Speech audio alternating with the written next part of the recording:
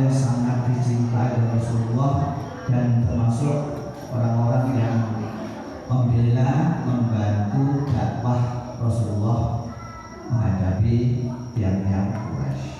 Dan begitu ditinggal kedua orang cerita itu luar biasa besarnya. Tekanan-tekanan saking Quraisy itu luar biasa sampai wonten kisah itu Rasulullah dilempari dengan kotoran unta sampai putri tercinta pun Siti Fatimah itu nangis melihat ayahnya itu wonten itu. Akhirnya Rasulullah jauh dan putri pun bisa usah nangis Fatimah, insya Allah Gusti Allah melindungi ayahmu. Akhirnya dakwah berikutnya Rasulullah punya pilihan ke Taif dengan harapan nanti penduduk Taif itu sadar menerima Rasulullah. Tapi ketika Rasulullah kali sahabat pun ke Taif, itu akhirnya ditentang oleh penduduk Taif sampai Rasul dilempari batu sampai akhirnya bersulam darah. Ketika itu Rasulullah terus bersandar wonten bawahipun sebuah apa itu istilahnya pohon rindang. Rasulullah terus angsalah itu dan Gusti Allah dibun istok kanan di atas. Dan itu untuk dibun dari Rasulullah untuk menentukan nanti Gusti Allah mengistok dan dibebaskan Rasulullah. Isra Mi'raj itu dua peristiwa. Isra itu perjalanan Rasulullah saking Masjidil Haram ke Masjidil Aqsa. Dan Mi'raj itu angkatnya Rasulullah oleh Allah ke Sidratul Muntaha bersama malaikat Jibril. Dan ketika disebutkan dalam beberapa hadis, itu ada 16 riwayat hadis yang menceritakan tentang kisah Isra dan Mi'raj Rasulullah. Ketika itu Rasulullah di rumah itu tampak atapnya itu terbelah, kemudian malaikat Jibril turun dan Rasulullah dalam keadaan setengah sadar setengah tidur. Dibelah dadanya, kemudian diambil hatinya, dicuci dengan air zam-zam. Setelah itu malaikat Jibril membawa bejana dari emas yang itu isinya hikmah, dituangkan ke dalam dada Rasulullah. Kemudian setelah itu selesai operasi itu akhirnya teman itu sudah disiapkan kendaraan yang namanya buruk. Buruk itu ya mungkin sahabat begini.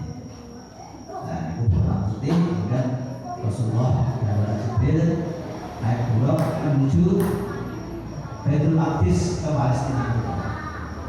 Setelah sampai itu Rasulullah menambahkan ini kencang buruk ini kan tempat sehingga itu disebutkan mencang kendaraannya para nabi-nabi saat ini.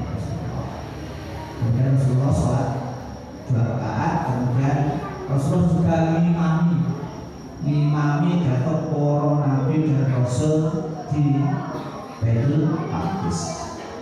Itu menandakan saya Rasulullah jadi imam. Jadi imam para nabi berarti menunjukkan bahwa syariat Rasulullah itu memang syariat yang terakhir dan menunjukkan Rasulullah itu adalah memang benar Sayyidul Mursalin, diberi para urusan.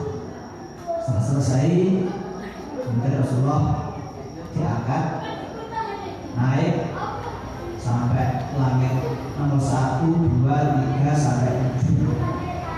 Dari pertama Rasulullah dengan Jibril bagaimana mengetuk pintu langit yang pertama. Terus penjaganya membukakan, tanya sinten tinggi. Nah, tanya semuanya, akhirnya menjawab, "Ya Jibril, sampai terus apa ini? Kalau sahabat yang pertama, apakah Muhammad sudah ini ada perintah dari Allah?"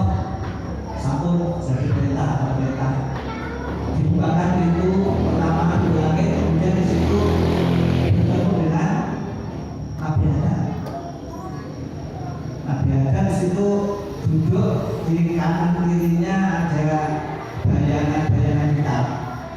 Di sebelah kanannya itu tampak tersenyum senang, di sebelah kirinya menangis. Dan itu sebagai ilustrasi bahwa nanti anak turunnya ada juga yang hasilnya surga, hasilnya neraka. Kemudian naik ke langit yang kedua, ketiga, yang kedua bertemu dengan Nabi Isa dan Nabi Yahya. Di langit ketiga bertemu dengan Nabi Yusuf. Kemudian langit yang keempat Nabi Harun. Kemudian berikutnya Nabi Idris, dan yang keenam yaitu Nabi Musa, yang lebih Nabi.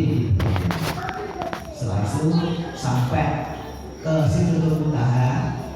Setelah menuju ini malaikat Jibril baca menutupnya. Khusus Rasulullah menghadap Allah Subhanahu wa Ta'ala. Nah, berikut inti dari Gusti Allah meminta sekali itu adalah akan diberi perintah untuk sholat. Pertama, diperintah sholat 50 waktu sehari semalam. Nah, sampai hari itu artinya terus Rasulullah hidup terlangit menemui Nabi Musa, konsultasi Nabi Musa. Langsung Nabi Musa menjadi keinginan umat bakal mampu melakukan sholat seperti Kalau Rasul Nabi Musa sampun praktekkan umat gue tak kayak sepuluh sebulan komen umatnya Rasulullah sing cilik-cilik umatnya Nabi Musa bukan mampu kok komen umatnya aja Nabi baliknya disuruh 5. Jadi munggah medun akhirnya terakhir cuma 5 waktu. Istilah jauh guna khamsu sholawat likulli minhunna asrun fatilka khamsuna sholat. 5 kuwi intine ganjarane padha karo kesane. Jadi mengerjakan sholat 5 waktu itu pahalanya padha karo kesane. Nah, penglima itu Rasulullah harus berdemaren menemui malaikat menemui Nabi Musa itu ya karena Musa jalur keringanan gak mampu akhirnya Rasulullah kalau izin kok sama mawon masa kalau lima gak kuat. Nah, akhirnya ini 5 itu ganjarannya udah karo saya. Jadi untuk saya itu akhirnya bahwa anak umat Rasulullah itu menawi duwe kerentak. Jadi kerentak apa lakoni kebaikan itu disadar siji meskipun tidak dilaksanakan. Kemudian jenengan ada undang-undang kamu tak ngaji. Tiba-tiba ada suatu permasalahan yang penting sehingga gak ketinggalannya akhirnya jenengan bersios naos. Dan itu dicoba sudah. Tapi yang lakoni oleh 10. Jadi sih dia kontak risanes, ganjarnya siji, yang lakoni oleh